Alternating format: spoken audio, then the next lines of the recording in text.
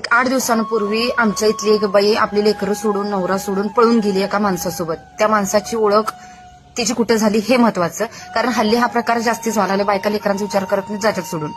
ते बाकीच्या ठिकाणी ठीक आहे, पण ही बाई कधीच घरातनं बाहेर जात नव्हती. व्यवस्थित तिचे पोरांवर प्रेम होतं, छान होतं. आणि जसं एक नॉर्मल नवरा बायकोमध्ये तंटे उडतात तसे त्यांच्यात पण उडत होते. पण तिथं त्यांच्या शाळेचं गेट टुगेदर होतं आणि मग घरचे पण तिला नाही म्हणले नाही, जा बोलले. त्या गेट टुगेदरला गेली आणि एक जुना शाळेतला जो मित्र होता, ज्यानं कधीच एकमेकांशी दोघं बोलली नव्हती, पण तेव्हा त्या गेट टुगेदरमध्ये त्यानं सांगितलं की बाई मला तू आवडत होतीस. तिथनं त्यांचा नंबर एकमेकांना गेला. पहिल्याच्या गोष्टी पण आठवल्या, काय काय बोलले, पण आता आयुष्यात काय घडले ते पण एकमेकांना सांगितलं. त्याच्या आयुष्यात तो पण लय दुःखी झालता आणि हिच्या आयुष्यात हिला पण लय दुःख झालतं. म्हणजे आधी पण होतं सगळं व्यवस्थित, पण हे नंतर एक्स्ट्रीम वाटायला लागलं ज्या वेळेला ह्या दोघांची ओळख झाली. त्यातनं त्यांची जवळीकता वाढली, पळून गेली. मला काय सांगायचं आहे, गेट टुगेदर घेताय ना तर छान जुन्या गोष्टी, शाळेतल्या गोष्टी आठवा, एन्जॉय करा. जगण्याला एक उभारी येतं, ते करा ना. प्रत्येक नवरा बायकोमध्ये भांडणं हे असतात. असे कुठलेच नवरा बायको नाहीत की लग्नानंतर एक 7, 8, 10 वर्ष झाल्यात आणि छान गुलुगुलू बोलत बसतात. असं होत नाही.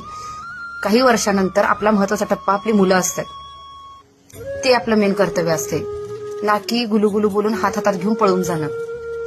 मित्र भेटला, मैत्रिणी भेटल्यात, एन्जॉय करा, सोडून द्या. ना की तिथं इन्व्हॉल्व्ह होऊन आपल्या घरातलं दुःख सगळ्यांनाच असतात, पण ती दुःख सांगून तुम्ही पळून जायला लागल्यानंतर असे संसार टिकणारच नाहीत ना. त्या लेकरांचं काय, त्याची बी लेकरं गेली उडत आणि हिची बी गेली. मग काही दिवसानंतर ते नाही काय आपल्या लेकरांबद्दल परत अटॅचमेंट होत्या, तुमच्या दोघांमध्ये पण अटॅचमेंट संपत्या, लेकरांकडे जाऊ वाटते, पण समाजात सगळं घाण झालेले असतात, त्यामुळे आपण परत येऊ शकत नाही. त्यामुळं विचार करून कुठल्या पण गोष्टी करा. लगेच भावनेच्या आहारी जाऊन कुठली गोष्ट करू नका.